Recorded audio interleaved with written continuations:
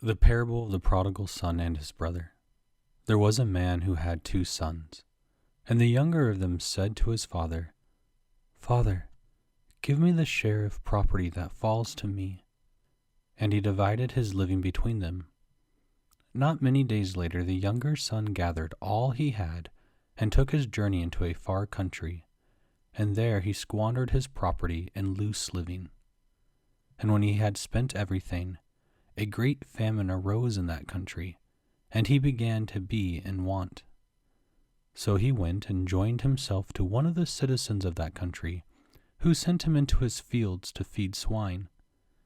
And he would gladly have fed on the pods that the swine ate, and no one gave him anything.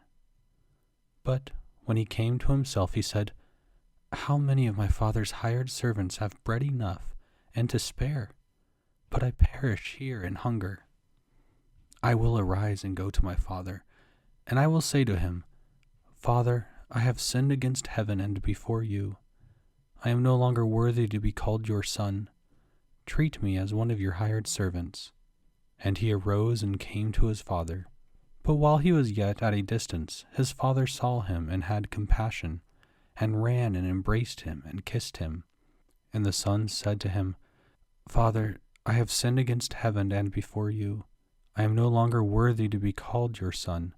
But the father said to his servants, 'Bring quickly the best robe, and put it on him, and put a ring on his hand and shoes on his feet, and bring the fatted calf and kill it, and let us eat and make merry.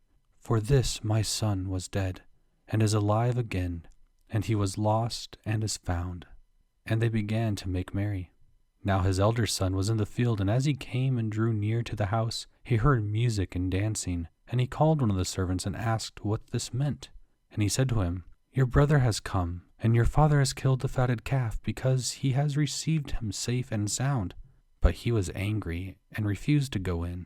His father came out and entreated him, but he answered his father, 'Lo, these many years I have served you, and I never disobeyed your command. Yet you never gave me a kid, that I might make merry with my friends. But when this son of yours came, who had devoured your living with harlots, you killed for him the fatted calf.' And he said to him, 'Son, you are always with me, and all that is mine is yours.